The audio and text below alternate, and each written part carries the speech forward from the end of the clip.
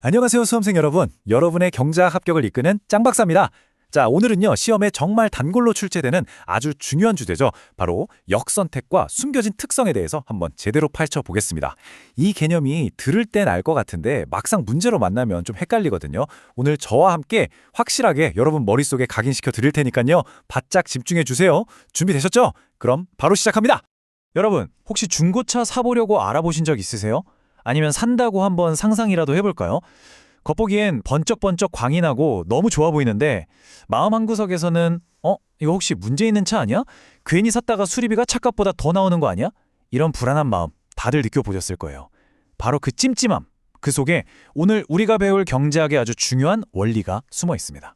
자, 오늘 우리가 함께 갈 여정입니다. 첫 번째로 중고차 시장의 비밀을 한번 파헤쳐 볼 거고요. 여기서부터 역선택이라는 개념이 어떻게 생겨나는지 차근차근 분석해 볼 겁니다.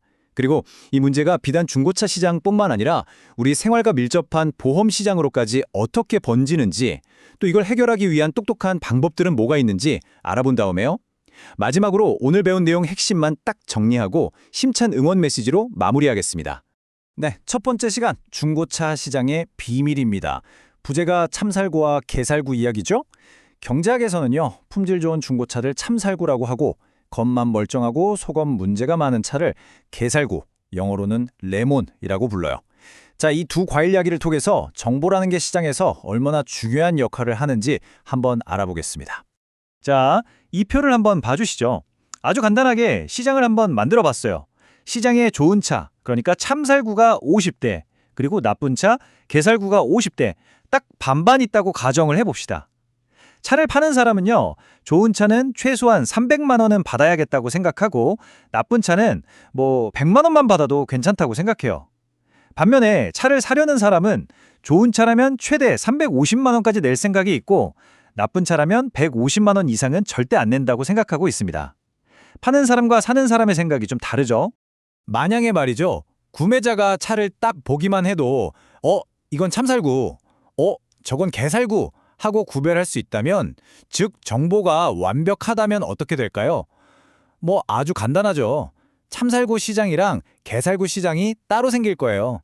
참살구는 300에서 350만 원 사이에서, 개살구는 100에서 150만 원 사이에서 알아서 늘 거래가 되겠죠. 모두가 만족하는 아주 깔끔한 시장이 될 겁니다. 하지만 현실은 그렇지 않다는 게 바로 문제의 시작입니다. 자, 이제부터가 진짜 본 게임입니다. 정보가 없을 때 발생하는 역선택의 문제.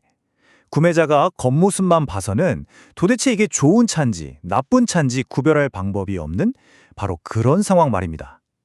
과연 이런 상황에서 왜 좋은 물건들은 시장에서 자취를 감추게 되는지, 그 무서운 메커니즘을 지금부터 파헤쳐 보겠습니다.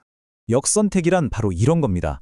판매자는 자기 차가 좋은지 나쁜지 당연히 알죠. 하지만 구매자는 그걸 몰라요. 이렇게 한쪽은 알고 다른 쪽은 모르는 상황, 이걸 우리가 정보가 비대칭적이다라고 하거든요.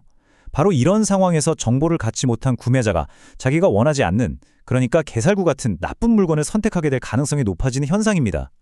그 원인은 뭘까요? 바로 판매자만 알고 있는 차의 진짜 품질, 즉 감추어진 특성 때문인 거죠. 자, 이제 여러분이 구매자라고 한번 빙의해 보세요. 눈앞에 소나타가 한 대 서 있는데 이게 좋은 차일 확률도 반, 나쁜 차일 확률도 반이에요. 여러분이라면 얼마를 부르시겠어요? 너무 비싸게 부르자니 바가지 쓰는 것 같고, 너무 싸게 부르자니 좋은 차를 놓칠 것 같고, 머리가 복잡해지죠? 바로 이때 합리적인 구매자라면 기대의 가치라는 걸 계산하기 시작합니다. 자, 수식 나왔다고 긴장하지 마시고요. 아주 간단한 산수니까 저랑 같이 한번 해보죠. 이게 바로 구매자가 생각하는 이 차의 평균적인 가치, 즉 기대 가치입니다. 좋은 차 참살구일 확률이 반이니까 2분의 1 곱하기 그때의 가치 350만 원, 그리고 나쁜 차 개살구일 확률도 반이니까 2분의 1 곱하기 그때의 가치 150만 원, 이 두 개를 더하는 거예요. 자, 350의 반은 175, 150의 반은 75, 두 개 더하면 얼마죠? 네, 그렇죠. 바로 250만 원이 나옵니다. 계산 끝났죠? 그럼 답은 정해져 있습니다. 이성적인 구매자라면 자기가 계산한 이 기대 가치, 즉 250만 원 이상은 단 한 푼도 더 지불하려고 하지 않을 거예요. 그래서 판매자한테 딱 이렇게 제안하는 거죠. 사장님, 250만 원에 사겠습니다. 자, 구매자가 250 하고 불렀을 때 판매자들의 반응이 완전히 갈리게 됩니다. 먼저 개살구주의는 어떨까요? 자기는 100만 원만 받아도 땡큐인데 250을 준대요. 그럼 아이고 감사합니다 하면서 바로 팔겠죠. 그런데 참살구주의는요? 최소 300만 원은 받아야겠다고 생각했는데 고작 250이라니. 지금 장난하십니까? 안 팝니다 하고 그냥 차를 끌고 가버릴 겁니다. 자, 바로 이게 핵심입니다. 구매자가 제시한 평균적인 가격인 250만 원 때문에 그 가격에는 도저히 팔 수 없는 좋은 차, 즉 참살구들은 모두 시장에서 떠나버립니다. 그럼 시장에는 뭐가 남을까요? 맞습니다. 250만 원에도 땡큐 하면서 팔려는 개살구들만 남게 되는 거죠. 이렇게 나쁜 것들이 좋은 것들을 시장에서 쫓아내버리는 현상. 이것이 바로 역선택이 초래하는 비극이고 아주 대표적인 시장 실패 사례입니다. 그런데 말이죠. 이 역선택 문제가 단순히 중고차 시장에서만 일어나는 이야기일까요? 절대 아닙니다. 우리 생활과 훨씬 더 가까운 바로 이 보험 시장에서도 이 문제는 아주 심각하게 그리고 일상적으로 나타나고 있습니다. 보험 시장에서 벌어지는 악순환 한번 볼까요? 자, 첫 번째, 보험사가 우리나라 사람들 평균 위험을 계산해서 보험료를 딱 정합니다. 그런데 이 보험료를 보고 아주 건강한 사람들은 에이, 난 병원 갈 일도 없는데 돈 아까워 하면서 가입을 안 해요. 반면에 몸이 좀 안 좋거나 위험이 높은 사람들은 와, 이건 무조건 가입해야 돼 하면서 달려들죠. 결국 어떻게 돼요? 평균보다 위험한 사람들만 보험에 바글바글하게 됩니다.